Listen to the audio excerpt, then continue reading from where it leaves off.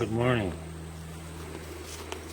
Laura and I are checking the beehives, doing some routine maintenance, and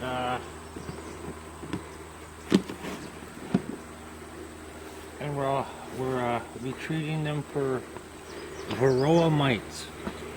Varroa mites are a mite, a parasite to the honeybee. They're naturally occurring. Honeybees have always had varroa mites. Regular indigenous bees have varroa mites. It's just a question of how many are in here and how healthy the hive is. If they're good, strong, healthy bees, generally they can coexist with them.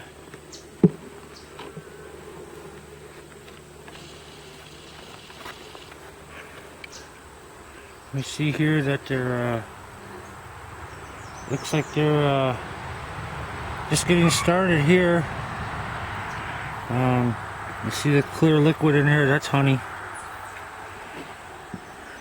And we're going to take off this burr comb.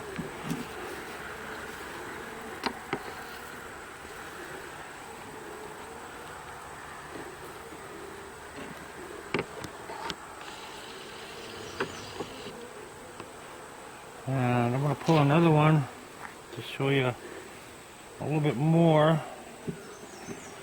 what goes on inside a honeybee hive. Honeybees are a little bit different than, actually a lot different than your regular average indigenous bee. They've been domesticated, and oh, you can see they built out a lot of comb. They're starting to fill it with honey. Oh, that's a lot of beeswax there they made. And what we do here, what we've done is that we've created some smoke, and that kind of keeps them busy, thinking that there's going to be a fire. And refocuses their attention on gorging themselves on honey, thinking they're going to have to run, and thinking that the forest is on fire and that their place of residence is going to be burned up. Well, it's not. We're just tricking them. And on top of here are what we call hive beetle traps. That's something that we always on the lookout for. They're called hive beetles because they coexist with the. They're actually kind of they kind of can affect how the bees behave, and we just generally don't want a whole lot of hive beetles in our hives. So I'm going to pop. These two are called deeps in bee talk, and the ones that go on top, they're called supers. That's beekeeper terminology. And so we're gonna take this one off. Oh, you can see that they're pretty active. And we're gonna take a look at this, see if we've captured any. Looks like we got one in there.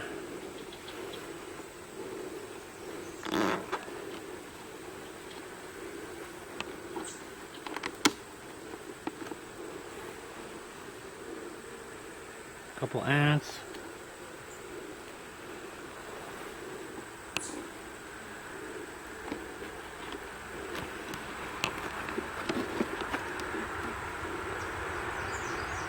None in there. I did see some hive beetles in here, and that's why I put these things in. They're just filled with the oil. And what the bees do, the bees are always chasing around trying to kick them out. And the theory is that the beetle can fit through these holes here, but the bee can't, so they'll go in there and they'll drown in the oil. And I'm going to go ahead and scrape off this comb, so at a later date it won't be all there. And I'm just going to put it on the side here, and they'll just take all the honey out of there and redistribute it.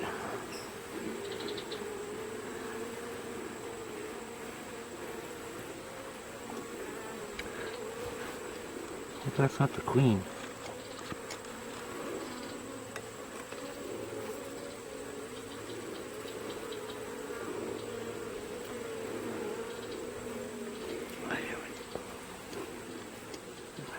And we're gonna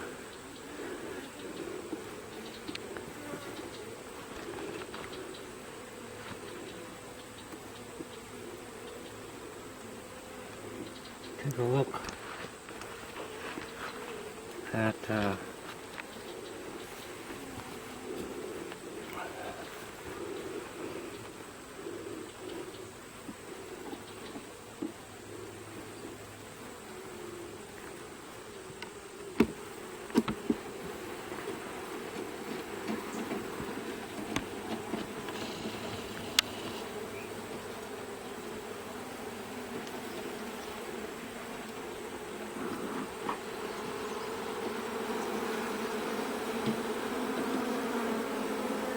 I'm all excited now.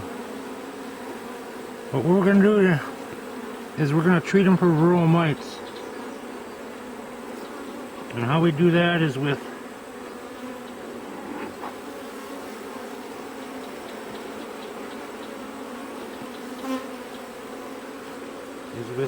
powdered sugar. Powdered sugar is I was just online, and some guy just did a scientific study on the effectiveness of this chemically free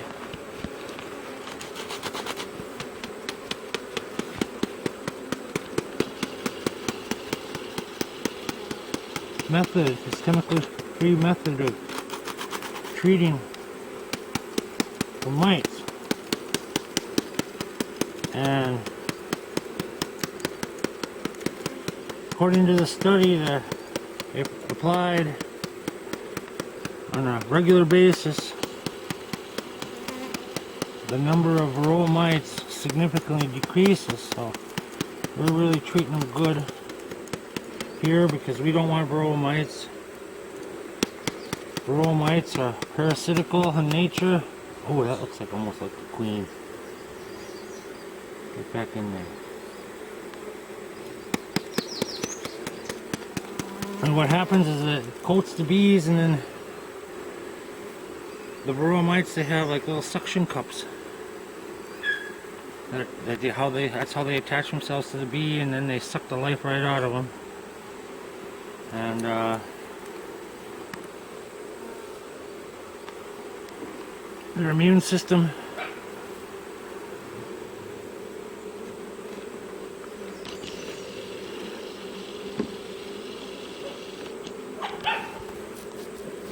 is compromised. Their immune system is compromised, and then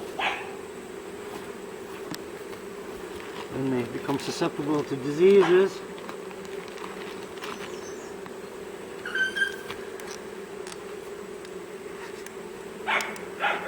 And then we in turn don't get too much honey.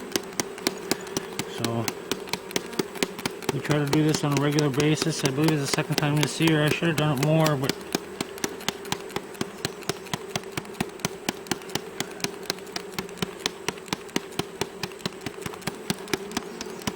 we're doing it now. Better late than never. The study shows that if they do it once a week, it knocks down the varroa mites practically nothing. So that's probably what I'm going to start doing here every week on the weekends.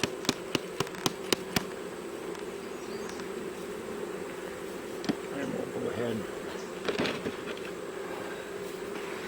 put this back on. And hopefully it'll get busy again. And what they'll do is the bees will clean each other off, eat the sugar, and once they're done doing that, they'll go back out to collecting honey, collecting nectar and pollen, bringing it back to the hive and storing it. That's just what bees do. And why us humans do this is so we can steal their honey and eat it. I love honey. We're going to do the same over here real quick. This is called the hive cover. Now just go.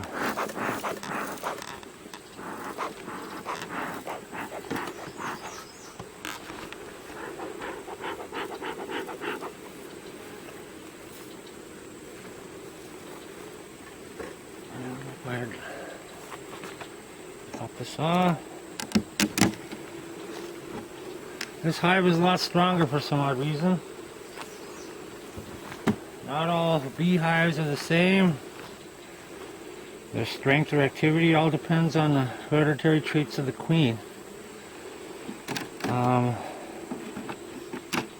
Looks like we don't have any activity on this upper super yet. But it's not quite summer ain't over yet.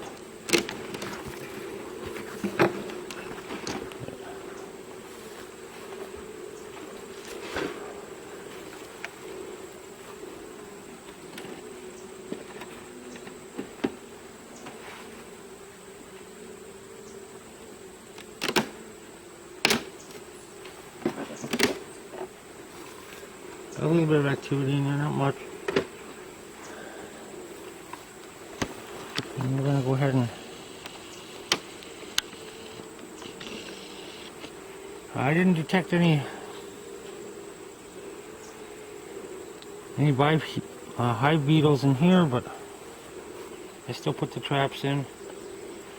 This hive seems to be, like I said, stronger, and we have a lot more activity. A lot more production of storing nectar. And I'll pull out a frame to show you.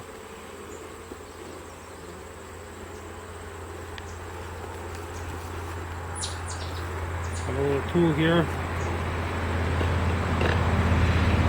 It's just awesome for pulling out frames.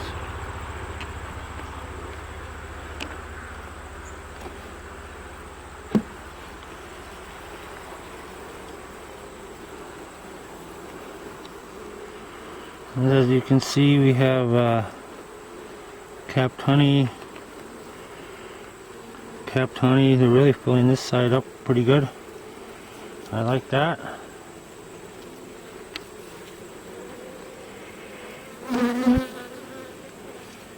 But we're not going to try and bother them too much, so I'm going to go ahead and slide this back in. And get back the sugar in.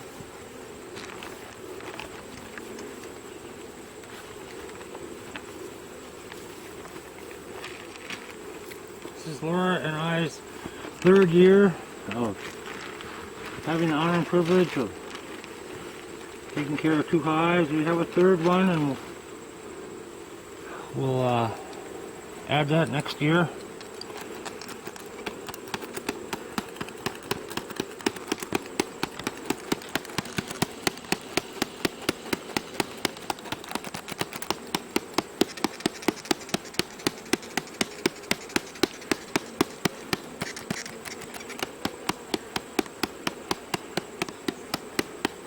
Yeah, the varroa mites, they just go ahead and they attach themselves to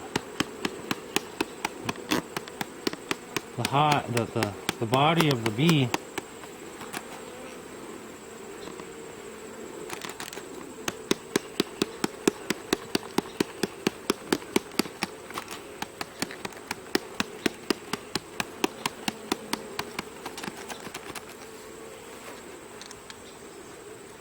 Okay.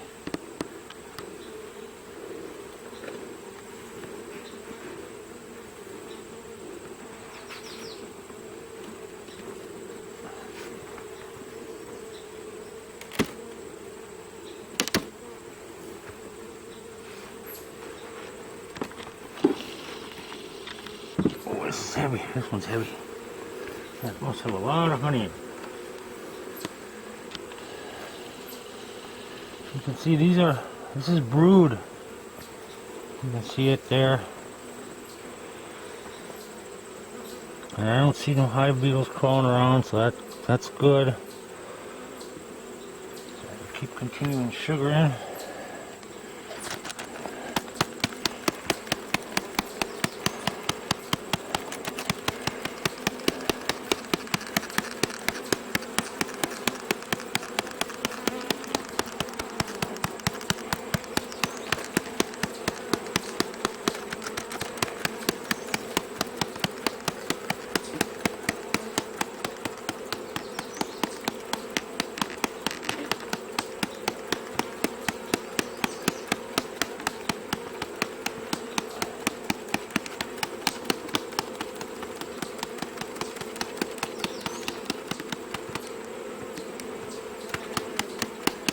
And that's really about it.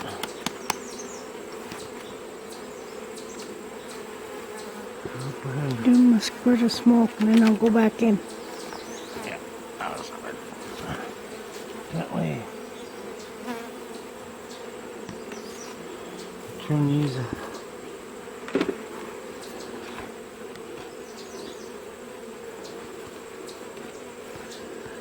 Position.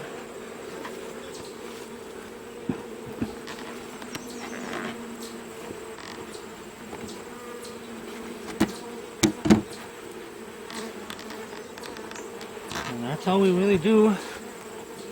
Once a week, go out here and treat them. There's a big spider there. Where? Right there. They don't hurt nothing. And thank you for watching. Be good.